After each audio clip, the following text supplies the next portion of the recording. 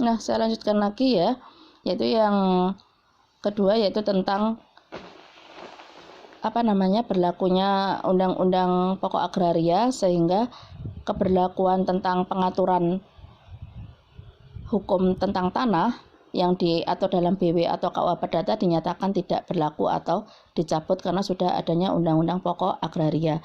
Kemudian ada juga tentang masalah perkawinan, kemudian tentang adopsi anak. Jadi adopsi anak itu sudah dalam KUH Perdata sudah tidak berlaku karena adanya Undang-Undang Perlindungan Anak, yaitu Undang-Undang Nomor 23 tahun 2002, Junto Nomor 35 tahun 2004.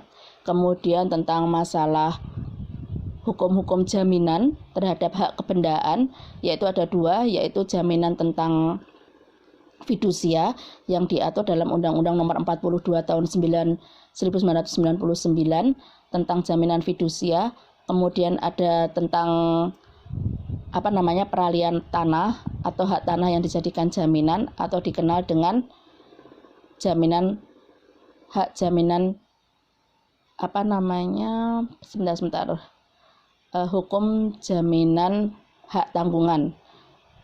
Itu yang terkait dengan benda tidak bergerak atau terkait dengan jaminan tanah yang diatur dalam Undang-Undang Nomor 6 tahun 1996,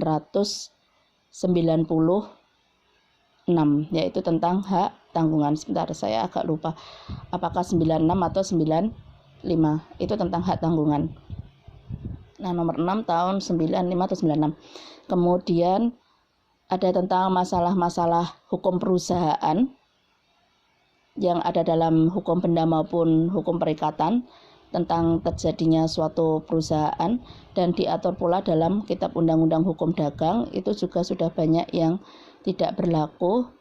Kemudian kalau terkait dengan masalah gade itu atau pegadaian itu masih menggunakan KUH Perdata, tetapi kalau tentang hukum badan hukum itu ranahnya bukan lagi hukum bukan diatur dalam KUH Perdata, tetapi sudah di luar KUH Perdata. Yang tidak berbadan hukum itu masih diatur dalam KUH Perdata seperti CV, firma, kemudian perusahaan perorangan, persekutuan perdata, UD atau unit dagang, itu masih diatur di dalam KUH Perdata. Nah, kemudian tentang sistem pegadaian atau gada itu juga masih diatur dalam KUH Perdata buku 2 dan buku 3.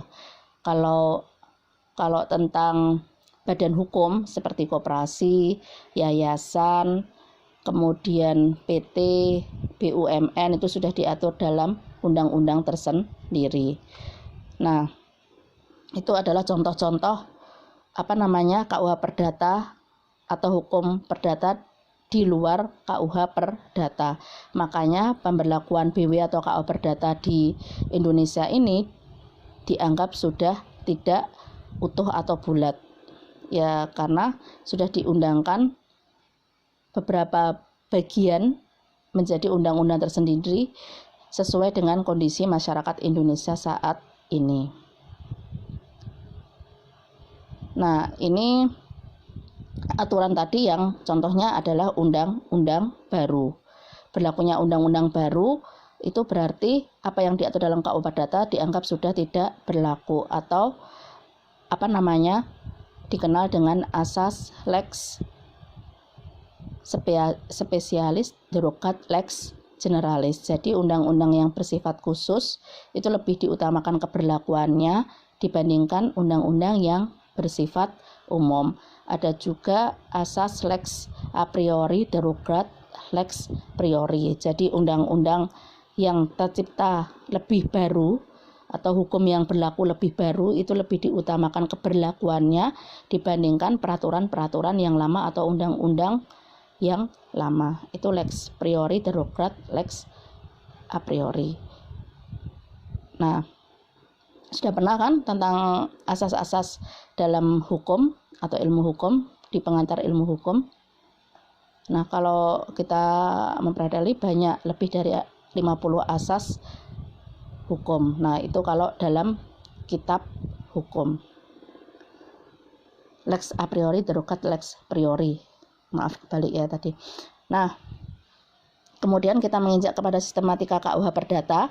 Ini ada beberapa dari mahasiswa, saya lupa kelasnya, yang menanyakan tentang sistematika KUH Perdata. Jadi sistematika KUH Perdata, kalau berdasarkan buku asli atau BW atau KUH Perdata, nah pada bab 1 dulu saudara sudah saya minta untuk mendownload KUH Perdata BW di internet, itu ada yang model PDF-nya. Download aja BW. Nah, itu saya harapkan saudara punya, karena kita nanti bab selanjutnya juga akan mempelajari dari BW atau KUH Perdata yang hukum perdata barat yang masih diakui atau berlaku di Indonesia. Jadi nanti bab 4, bab 5 dan selanjutnya itu kita akan mengulas isi dari KUH Perdata hukum perdata barat atau BW yang masih berlaku di Indonesia. Nah, menurut KUH Perdata sendiri atau BW dibagi menjadi 4 buku. Yang pertama buku 1 tentang orang, Van Person, terdiri dari 18 bab. Buku 2 tentang benda atau Van Zeken, terdiri dari 21 bab. Kemudian buku 3 tentang perikatan atau Van Verbentention, terdiri dari 18 bab. Dan yang buku keempat tentang pembuktian dan daluarsa, Van Bewijzen Verjering. Nah, di sini terdiri dari 7 bab.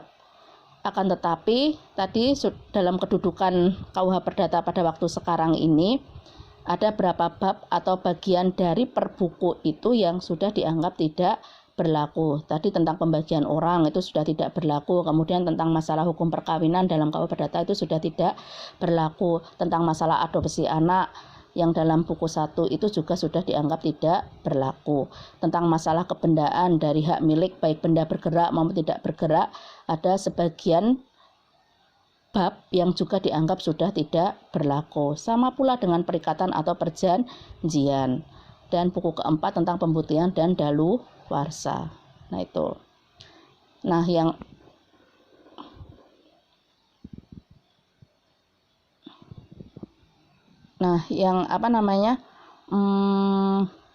tentang buku 3 dan buku 4 ini hampir utuh ya, tidak banyak yang dirubah. Yang lebih banyak itu pada buku 1 dan kedua. Itu pembagian menurut KUH Perdata atau BW yang masih asli warisan Belanda. Kemudian menurut ilmu pengetahuan hukum atau perkembangan hukum perdata pasca Indonesia merdeka itu dibagi menjadi hukum perorangan atau badan pribadi, personal rights, itu adalah terkait dengan masalah subjek hukum, yaitu subjek hukum perorangan dan subjek hukum tentang badan hukum. Nah, nanti akan saya jelaskan pada bab 4.